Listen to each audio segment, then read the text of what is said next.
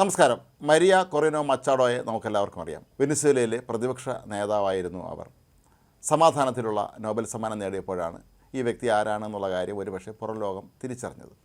എന്നാൽ കൊച്ചാഡോ കഴിഞ്ഞ ദിവസങ്ങൾക്ക് തന്നെ വളരെ പ്രധാനപ്പെട്ട ഒരു പ്രഖ്യാപനം നടത്തിയിരുന്നു. തനിക്ക് ലഭിച്ച ഈ ഒരു സമാധാനത്തിൻ്റെ നൊബേൽ സമ്മാനം അമേരിക്കൻ പ്രസിഡന്റ് ഡൊണാൾഡ് ട്രംപിന് കൈമാറാൻ തയ്യാറാണ് എന്നാണ് അവർ പറഞ്ഞത്. ഇതിന് കാരണമായി അവർ ചൂണ്ടിക്കാട്ടിയത് വെനിസ്വേലയിൽ അവിടെ മഡൂറോ ഭരണം അവസാനിപ്പിച്ച് അയാളെ പിടിച്ചു കെട്ടിക്കൊണ്ട് പോയത് ആ രാജ്യത്തിന് ഏറെ ഗുണകരമായി മാറിയിട്ടുണ്ട്. അപ്പോൾ ഈ ഒരു സാഹചര്യത്തിൽ തന്നെക്കാൾ ഇതിന് അർഹതയുള്ള ആൾ ഡൊണാൾഡ് ട്രംപാണ് എന്നും ഈ നൊബേൽ സമ്മാനം താൻ ഡൊണാൾഡ് ട്രംപിനും വെനിസ്വേല ജനങ്ങൾക്കുമായി സമർപ്പിക്കുന്നു എന്നാണ്.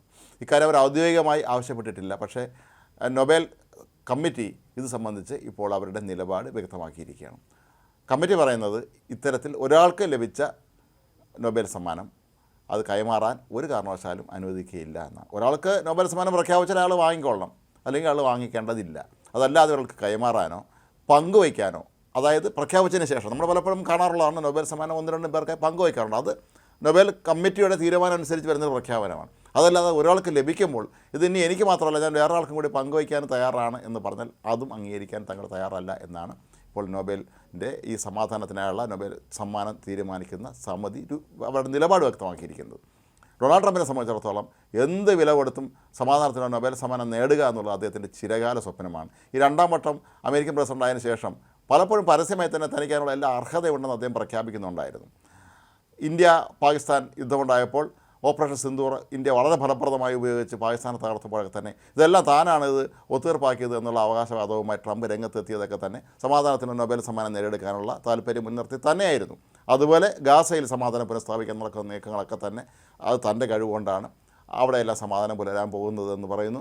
അങ്ങനെ ലോകത്തെ വിവിധ രാജ്യങ്ങളിൽ ചെന്ന് ഇടപെട്ടതിന് ശേഷം ഇതിൻ്റെ എല്ലാം സമാധാനത്തിനുള്ള ഉത്തരവാദി താനാണ് എന്ന് പറഞ്ഞുകൊണ്ട് നമ്മുടെ നാട്ടിലെ ചില പ്രാഞ്ചിയേട്ടന്മാർ പത്മ പുരസ്കാരം വാങ്ങാൻ നടക്കുന്നതിൻ്റെ വേറൊരു പതിപ്പായിട്ട് നമുക്ക് വേണമെങ്കിൽ ട്രംപിൻ്റെ ഈ ഒരു മോഹത്തെ കണക്കാക്കാമായിരുന്നു. പക്ഷേ ഇപ്പോൾ ട്രംപിന് വലിയ തോതിലുള്ള നിരാശ ഉണ്ടാക്കുന്നൊരു സംഭവം തന്നെയാണ് നൊബേൽ സമിതിയുടെ ഈ പ്രഖ്യാപനത്തിലൂടെ ഉണ്ടായിരിക്കുന്നത്. ഒരു കാരണവശാലും ഈ നൊബേൽ സമ്മാനം കിട്ടിയതിന് ശേഷം ഒരാൾക്ക് അത് വീതിച്ച് നൽകാൻ കഴിയുകയില്ല എന്നുള്ള നിലപാട് അവർ വളരെ കണിശതയോടുകൂടി തന്നെ ഇപ്പോൾ വ്യക്തമാക്കിയിരിക്കുകയാണ്. ഡൊണാൾഡ് ട്രംപ് ഈ ആഗ്രഹം തീർത്ത് ഉപേക്ഷിച്ചിട്ടില്ല എന്നാണ് തോന്നുന്നത്. അദ്ദേഹം പറയുന്നത് മച്ചാഡോ അടുത്ത ദിവസങ്ങളിലൊക്കെ തന്നെ അമേരിക്കയിലേക്ക് എത്തുന്നുണ്ട്, താനുമായി ഒരു കൂടിക്കാഴ്ചയൊക്കെ നിശ്ചയിച്ചിട്ടുണ്ട്.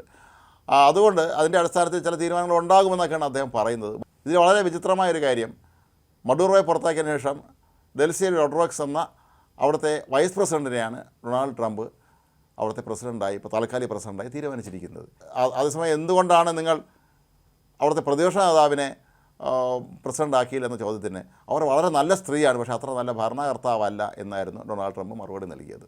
ഏതായാലും മച്ചാഡോയെ സംബന്ധിച്ചിടത്തോളം ഡൊണാൾഡ് ട്രംപ് എന്ത് പറഞ്ഞാൽ അത് വേദവാക്യം എടുക്കുന്ന ഒരാളാണ്. അതുകൊണ്ട് തന്നെ തനിക്ക് നേരെ ഉയർന്ന ഈ ഒരു വിമർശനം പോലും അവർ നല്ല അർത്ഥത്തിലെടുത്തു എന്ന് വേണം കരുതാൻ. എന്തായാലും ഡൊണാൾഡ് ട്രംപിന് തൻ്റെ സമാധാനത്തിന് നൊബേൽ സമ്മാനം സമർപ്പിക്കാം. അത് നമുക്ക് വേണമെങ്കിൽ പറയാം, എനിക്ക് ലഭിച്ച അവാർഡ് ഏതെങ്കിലും പ്രത്യേക വ്യക്തിക്ക് ഞാൻ സമർപ്പിക്കുന്നു എന്ന് പറയാതല്ലാതെ ഔദ്യോഗികമായി ഒരു കാരണവശാലും അവർക്ക് ഈ നൊബേൽ സമ്മാനം ട്രംപിന് കൈമാറാനോ പങ്കുവയ്ക്കാനോ കഴിയുകയില്ല എന്ന് തന്നെയാണ് ഇപ്പോൾ ഈ നൊബേൽ കമ്മിറ്റി അവർ അടിവരയിട്ട് വ്യക്തമാക്കിയിട്ടുള്ളത്. അതുകൊണ്ട് തന്നെ ട്രംപിൻ്റെ തൽക്കാലമുള്ള ഈ നൊബേൽ സമ്മാന മോഹം നിർത്തിവെക്കുന്നതായിരിക്കും നല്ലതെന്ന് തോന്നുന്നു.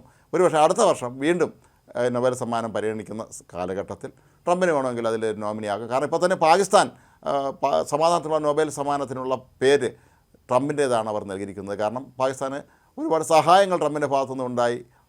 ട്രംപ് കൊടുക്കുന്ന കാശുകൊണ്ടാണ് ഇപ്പോൾ അവിടെ ജീവിച്ചു പോരുന്നത് അവിടുത്തെ ഭരണാധികാരികൾ എന്നുള്ളത് കൊണ്ട് തന്നെയാകാം അവർ ഇതിന് തയ്യാറായത്. ഇന്ത്യ അതിന് തയ്യാറാകാത്തത് ട്രംപിനെ സംബന്ധിച്ചുള്ള വലിയ തോതിലുള്ള കലിപ്പിന് കാരണമായി തീർന്നിട്ടുണ്ടായിരുന്നു. പക്ഷേ അതൊന്നും ഇന്ത്യ വഹിക്കുന്നില്ല. അർഹതയില്ലാതെ ട്രംപിന് വെറുതെ നൊബേൽ സമ്മാനം കൊടുക്കേണ്ട ആവശ്യമില്ല എന്നുള്ള നിലപാട് തന്നെയാണ് ഭൂരിപക്ഷം നമ്മുടെ ഇന്ത്യക്കാർക്കും ഉള്ളത്.